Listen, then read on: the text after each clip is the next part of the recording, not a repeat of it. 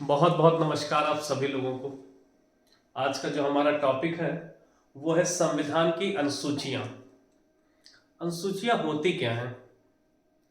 देखिए, अनुसूचियां कुछ विशेष प्रावधान हैं जिससे हमें संविधान के बारे में एक विस्तृत जानकारी मिलती है। तो आइए देखते हैं उन सभी अनुसूचियों को जो हमारी परीक्षा के दृष्टिकोण से अत्यंत ही महत्वपूर्ण है। देखिए, अगर हम बात करें मूल संविधान की, मूल संविधान जिस रूप में संविधान को बनाया गया था, तो मूल संविधान में मुख्य रूप से 8 अनुसूचियां थी जिसको समय समय पर बढ़ाया गया और उनकी वर्तमान में कुल जो अनुसूची है वो 12 है। इसीलिए मैंने 8 अनुसूचियों को यहां लिस्टिंग की है और जो बाद में बढ़ाई गई हैं संविधान के संशोधन के द्वारा उसको मैंने यहां पर लिखा है।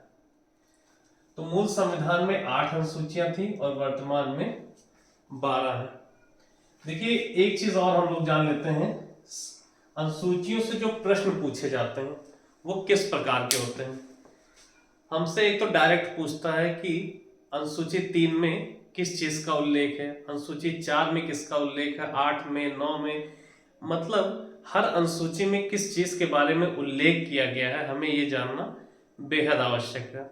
और इसका रिवर्स कभी कभी पूछ लेता है कि संपत्ति की अधिग्रहण की विधियों का उल्लेख किस अनुसूची में किया गया है। तो अगर हमें इतनी समझ होगी कि किस अनुसूची में क्या कहा गया है, तो जिस प्रकार के भी प्रश्न बनेंगे हम लोग उसको कर पाएंगे।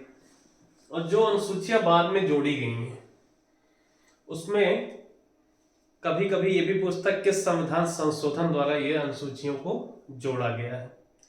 जैसे 11 और 12 में कुछ विषय दिए गए हैं, कुछ कार्यक्षेत्र दिए गए हैं, तो उन कार्यक्षेत्र या विषयों के बारे में भी पूछा जाता है। तो आइए हम लोग इस टॉपिक पर अपनी समझ बनाते हैं और उन सभी प्रश्नों को आप कर पाएंगे जो आपकी परीक्षा में पूछे जाएंगे। बस थोड़ी देर इस लेक्चर को ध्यान से सुनिएगा।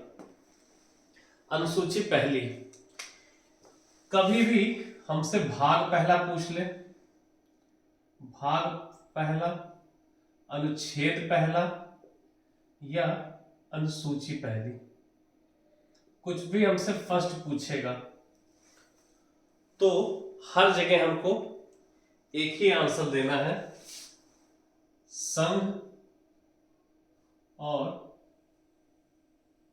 उसके राज्य क्षेत्र, संघ और उसके राज्य क्षेत्र।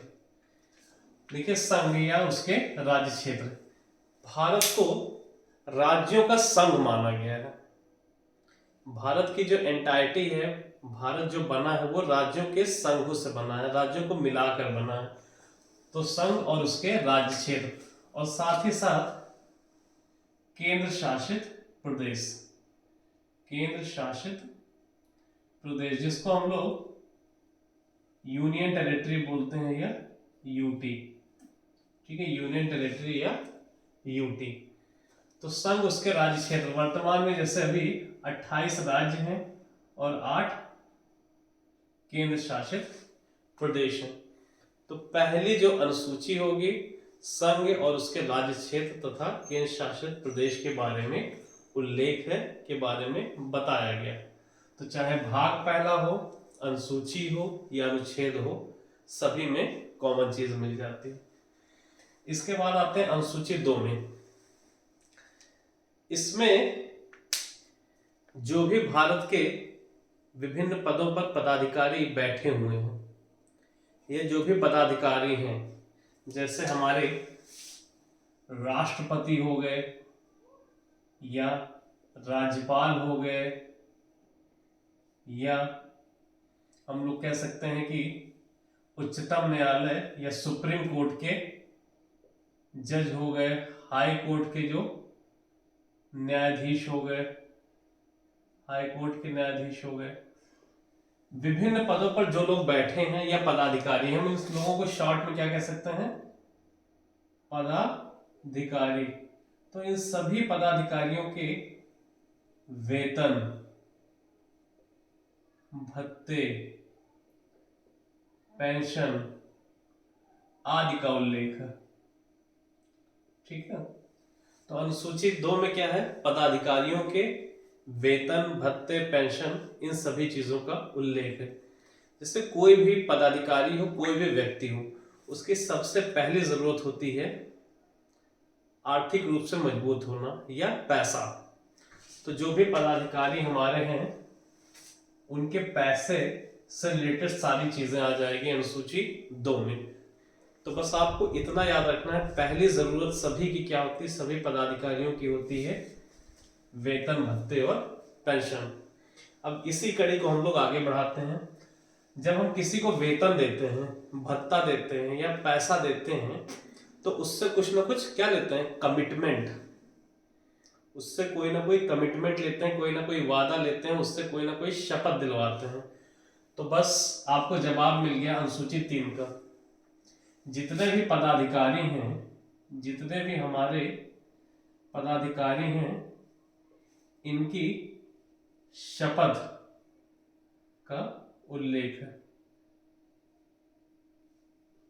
इनकी शपथ का उल्लेख है। जब ये पद को ग्रहण करते हैं उस समय ली जाने वाली शपथ। तो जो जो इंपॉर्टेंट चीजें हैं मैं उसको अंडरलाइन कर देता हूं। यहां पर पहली में क्या था, संघ, उसका राज्य क्षेत्र और केंद्र शासित प्रदेश। तुरंत हमको क्या चाहिए, वेतन चाहिए, सारे पदाधिकारियों को वेतन, और किसी को हम वेतन दे रहे हैं तो तुरंत शपथ लेंगे उससे। फिर आता है अनुसूची 4। देखिए अनुसूची 4 में जो है ये राज्यसभा में राज्यों व, देखिए यूनियन टेरिटरी में लिख दे रहा हूं, बार बार लंबा लिखना पड़ेगा। यूनियन टेरिटरी आप लोग समझ जाएंगे, केंद्र शासित प्रदेश। तो राज्यसभा में राज्यों व यूटी का प्रतिनिधित्व किस राज्य का कितना प्रतिनिधित्व होगा राज्यसभा में। देखिए हमने सारे पदाधिकारियों को वेतन दे दिया, उनसे शपथ दिला दी। अब राज्यसभा में राज्यों के कितने प्रतिनिधि रहेंगे या केंद्र शासित प्रदेश के कितने प्रतिनिधि रहेंगे, इसके बारे में जो हमें जानकारी मिलती है अनुसूची 4 से। तो 4 से हमको याद रखना है राज्यसभा में प्रतिनिधित्व। जैसे अगर हम लोग बात करें यूपी की तो 31 सीटें राज्यसभा की हैं। बात करें महाराष्ट्र की तो 19 सीटें महाराष्ट्र की हैं। तो इस प्रकार किस राज्य की राज्यसभा में कितना प्रतिनिधित्व होगा ये अनुसूची 4 में बताया गया है। अब आइए देखते हैं अनुसूची 5। अनुसूची 5 में मुख्य रूप से अनुसूचित जाति, अनुसूचित जाति और मैं शॉर्ट में लिख दे रहा हूं अनुसूचित जनजाति, ट्राइब्स। ठीक है, अनुसूचित जाति और अनुसूचित जनजाति के प्रशासन और नियंत्रण के बारे में उल्लेख है कि जो भी हमारी अनुसूचित जाति होंगी, अनुसूचित जनजाति होंगी, उनका प्रशासन किस प्रकार किया जाए और उन पर नियंत्रण किस प्रकार रखा जाए। तो जब सारी चीजों की बात हो जाती है तो जो हमारे पिछड़े वर्ग हैं, पिछड़े वर्ग मतलब जो भी हमारे एससी और एसटी वर्ग के लोग हैं, इनके बारे में हमें सोचना है। भाई हमें वेतन मिल गया दूसरी अनुसूची में, शपथ ले ली हमने, राज्यसभा में अपना प्रतिनिधित्व दे दिया। अब हमारा जो काम है वो एससी एसटी के बारे में सोचना है, क्योंकि ये आर्थिक और रूप से बहुत ज्यादा पिछड़े हुए हैं। तो एससी एसटी के प्रशासन और नियंत्रण के बारे में देखिए अनुसूची 6 भी इससे मिलती जुलती है। इसमें जो अनुसूचित जनजाति है और स्पेशली 4 राज्य हमको याद रखना है, वहां की जो अनुसूचित जनजाति हैं, ये 4 राज्य भी आपसे कई बार पूछा जाता है। वो 4 राज्य कौन से हैं, असम, मेघालय, त्रिपुरा और मिजोरम। मुख्य रूप से इन 4 राज्यों की जो अनुसूचित जनजाति हैं इनके प्रशासन और देखरेख के बारे में बात की है। इनका प्रशासन व देखरेख, ठीक। तो हमको ये 4 राज्य याद रखने हैं, असम, मेघालय, त्रिपुरा, मिजोरम। इन 4 राज्यों की जो अनुसूचित जनजातियां हैं इनके प्रशासन के बारे में जानकारी मिलती। इन 4 राज्यों को याद करने के लिए आप देखिए क्या करेंगे, मेघालय को पकड़ लीजिए। मेघालय मतलब जब मेघ का आलय या मेघ का घर, जब मेघ बहुत बरसे, बारिश का महीना हो। देखिए छठी अनुसूची को याद करने के लिए इन 4 राज्यों को स्पेशली, जब मेघालय मेघ बहुत ज्यादा बरस रहा हो तो कहाँ की हम लोग को चाय पीने का मन करता हो। चाय कहाँ की, असम की। मेघ बरसे तो असम की चाय मिल जाए तो पूरा मजा मिल जाएगा। मिजोरम को हम लोग मजा से, मेघ बरसे तो असम की चाय का पूरा मजा मिल जाएगा। तो इस प्रकार असम, मेघालय, त्रिपुरा और मिजोरम, इन 4 राज्यों को हमें याद रखना है। अब आ जाते हैं अनुसूची 7 में। देखिए अनुसूची 7 में क्या है, इसको याद करने से पहले मैं आपसे कुछ प्रश्न पूछूंगा। एक हफ्ते में दिन कितने होते हैं? निस्संदेह आपका जो जवाब आएगा वो 7 आएगा। और अगला क्वेश्चन मेरा ये है कि अगर 7 दिन किसी ने आपकी किसी से लड़ाई हो रही है, हफ्ते में 7 दिन और 7 दिन आप किसी से लड़ रहे हो, तो क्या विकल्प है? जो भी विकल्प हो, सबसे अच्छा विकल्प है अगर रोज लड़ाई हो रही है, 7 दिन लड़ाई हो रही है, तो हम लोग बांट लें। तो बस हो गई 7वीं अनुसूची। इसमें केंद्र व राज्य, केंद्र और राज्य रोज रोज लड़ रहे थे, तो इन लोगों ने क्या किया, केंद्र और राज्य ने शक्ति का बंटवारा कर लिया। तो अनुसूची 7 में क्या है, केंद्र व राज्य की शक्ति का बंटवारा। 7 दिन लड़ाई होगी तो केंद्र और राज्य आपस में बंटवारा कर लेंगे अपनी शक्ति का। और देखिए शक्ति का बंटवारा करने पर कुछ ऐसे हमारे पास विषय होते हैं जिस पर संघ या केंद्र कानून बनाता है, उसको, उन विषयों को संघ सूची के अंतर्गत रखा जाता है। जिन विषयों पर संघ या केंद्र कानून बनाता है उन विषयों को संघ सूची के अंतर्गत रखा जाता है। जिन पर हमारी राज्य सरकारें कानून बनाती है उसको राज्य सूची के अंतर्गत रखा जाता है। और कुछ ऐसे विषय हैं जिसमें संघ और राज्य आपस में मिलकर सहमति से कानून बनाते हैं तो उसको समवर्ती सूची में रखा गया है। यहाँ किनारे मैंने कुछ विषय लिखे हैं। ये मूल संविधान जब ये सूचियां बनी तो उस समय 97 विषय थे कार्य करने के लिए, और ये वर्तमान में विषय, पहले 97 थे संघ सूची में और वर्तमान में 100 विषय हैं कार्य करने के लिए। राज्य सूची में पहले 66 विषय थे और अब घटाकर 61 विषय बचे हैं, और समवर्ती सूची में 47 थे जो कि 52 विषय हैं। तो अनुसूची 7 में आपको केंद्र, 7 दिन लड़ाई होगी तो केंद्र और राज्य के बीच शक्तियों का बंटवारा हो जाएगा। इसके बाद आते हैं अनुसूची 8 में। देखिए जो हमारा मूल संविधान था उसमें कुल 14 भाषा थी। मूल संविधान में कुल 14 भाषा थी, जिसको समय समय पर बढ़ाया गया, और वर्तमान में 22 भाषाएं हमारे संविधान में है। मतलब 22 भाषाओं को संविधान में मान्यता मिली हुई है। तो 8वें में हमको बस 8/22 याद रखना है। 8 बटे, मान लीजिए कि 22 नंबर का कोई क्वेश्चन पेपर था जिसमें आपके 8 नंबर आए हैं, तो 8/22 का मतलब क्या हुआ कि 8वीं अनुसूची है और 22 भाषाओं का उल्लेख है, या 22 भाषाओं का उल्लेख 8वीं अनुसूची में है। तो आप लोग रिलेट कर पाएंगे 8 और 22 को। 8वीं अनुसूची 22 भाषाओं का उल्लेख, 22 भाषाओं का उल्लेख 8वीं अनुसूची। इस प्रकार आप इसको याद कर सकते हैं। अब आइए देखते हैं अनुसूची 9, 10, 11, 12 जो कि संविधान में बाद में जोड़ी गई संशोधन के द्वारा।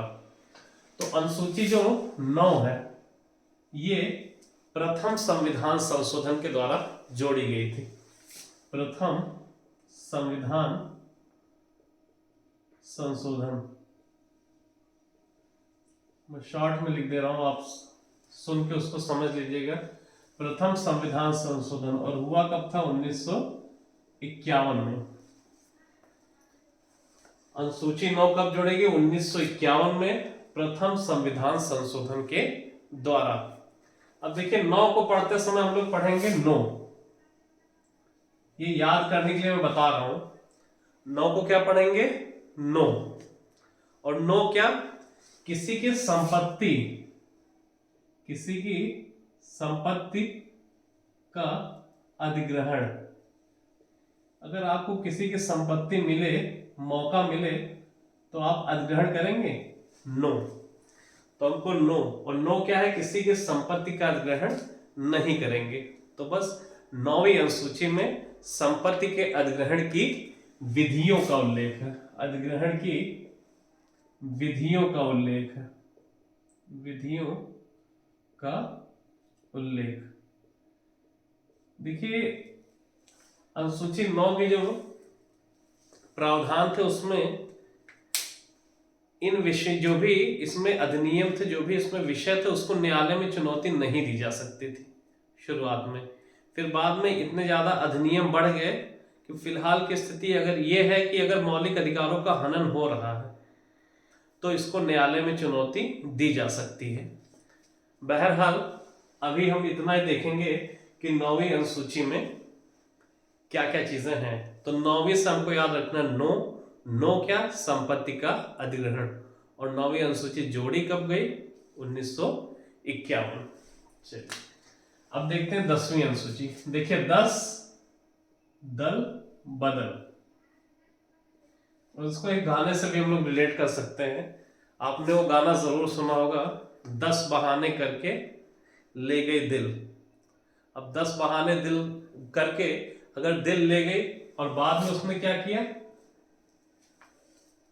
दल ही बदल लिया, तो 10 बहाने करने के बाद दल बदल। तो अनुसूची 10 में जो है वो दल बदल का प्रावधान है, और ये 1985 में जोड़ी गई थी।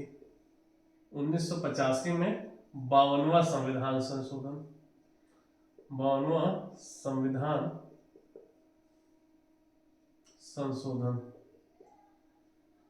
तो ये भी आप लोग साथ साथ नोट करते चलिएगा। 1985 में 52वां संविधान संशोधन के द्वारा 10वीं अनुसूची को जोड़ा गया। अब आइए देखते हैं अनुसूची 11। देखिए अनुसूची 11 में मुख्य रूप से पंचायती राज के बारे में उल्लेख है, और यह अनुसूची 73वें संविधान संशोधन, 73वें संविधान संशोधन द्वारा, और ये हुआ कब था? 1992-93। 1992-93 में 73वें संविधान संशोधन के द्वारा जोड़ी गई, जिसमें मुख्य रूप से पंचायती राज का उल्लेख है। हाँ, एक और चीज इससे पूछी जाती है, इसमें कार्य करने के लिए 29 विषय प्रदान किए गए। 29 विषय, ये बहुत इंपॉर्टेंट है। कार्य करने के लिए 29 विषय प्रदान किए गए। इसके बाद आ जाते हैं अनुसूची 12। इसके जस्ट बाद ये जोड़ी गई थी, और इसमें नगर प्रशासन के बारे में उल्लेख है, और ये 74वें संविधान संशोधन द्वारा जोड़ी गई थी। संशोधन द्वारा जोड़ी गई, और ये भी 1992-93 में जोड़ी गई। देखिए कई बुक्स में आपको 92 मिल जाएगा और कई में 93 मिलेगा, तो उससे कंफ्यूज नहीं होना है। 92 में संशोधन बन के तैयार हुआ और 93 में लागू हुआ, तो उस हिसाब से उसको लिखा गया कि कई किसी ने 92 भी बुक्स में मेंशन किया, किसी ने 93। तो फिलहाल के लिए मैं इसीलिए 92 93 लिख दे रहा हूँ, जिससे आप बुक्स में देखें तो ये मत बोलिएगा कि यहाँ 92 में हुआ था कि 93 में हुआ था। जैसे इसमें कार्य करने के लिए 29 विषय दिए गए, यहां पर कार्य करने के लिए 18 विषय दिए गए। यहां पर स्पेशली कार्य करने के लिए आपको 18 विषय प्रदान किए गए। तो 10 तक तो हमने ट्रिक से रिलेट कर लिया था। अब देखिए अनुसूची 11 में हमको क्या याद रखना है कि जैसे कोई बच्चा 11 में पहुंचा, 10 तक तो मामला ठीक रहता है, 11 में पहुंचते ही पंचायत शुरू कर देता है। 10 तक तो बच्चे सुधरे रहते हैं, 11 में पहुंचते ही पंचायत शुरू कर देते हैं, और पंचायत में फैसला क्या लेते हैं तुरंत कि अब हम लोग गांव में नहीं रहेंगे, हम लोग शहर या नगर की तरफ बढ़ते हैं, और 12वीं में तुरंत वो लोग शहरों की तरफ भागते हैं। तो आइए एक बार बिना इसको देखे आप लोग रिवाइज करिए। पहली अनुसूची में संघ और उसका राज्य क्षेत्र तथा यूटीज के बारे में उल्लेख है। दूसरी में तुरंत सभी पदाधिकारियों को वेतन चाहिए, वेतन देंगे तो तीसरी में शपथ लेंगे। चौथी में हम लोग राज्यसभा में कितना प्रतिनिधित्व देना हर राज्य को और केंद्र शासित प्रदेश को ये देखेंगे।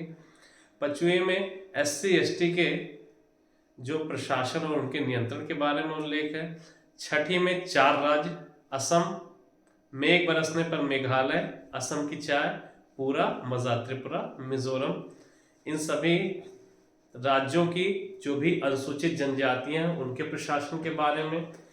इसके बाद 7वीं अनुसूची, 7 दिन लड़ाई होगी तो बंटवारा, केंद्र एवं राज्य के बीच बंटवारा, उन दोनों की शक्तियों के बीच का बंटवारा हो जाएगा। और बंटवारे में 3 विषय भी आपको याद रखने हैं कि संघ सूची के विषय, राज्य सूची के विषय और समवर्ती सूची के विषयों का उल्लेख 7वीं अनुसूची में। 8वीं में 8/22 22 भाषाओं का उल्लेख 8वीं अनुसूची में किया गया है, जबकि मूल संविधान में कुल 14 भाषाएं थी। फिर उसके बाद 9वीं में हमको नो क्या हम नहीं लेंगे, क्या नहीं लेंगे, किसी की संपत्ति का अधिग्रहण नहीं करेंगे, तो 9वीं याद हो जाएगा। 10 बहाने से दल बदल कर गई थी, 10 बहाने वाला गाना याद रखिएगा, और 10 से दल बदल याद रखिएगा। 11 में बैठते ही बच्चे 11 क्लास में पहुंचते ही 11वीं में तुरंत पंचायत शुरू कर देते हैं, तो पंचायती राज। और ये 1973वें संविधान संशोधन 1992-93 के द्वारा जोड़ा गया था, जिसमें कार्य करने के लिए 29 विषय प्रदान किए गए। 12वीं बच्चे नगर की तरफ, शहर की तरफ भागते हैं, तो नगर प्रशासन या शहरी प्रशासन के बारे में, जो कि 74वें संविधान संशोधन 1992-93 द्वारा जोड़ा गया, और इसमें कार्य करने के लिए कुल 18 विषय प्रदान किए गए।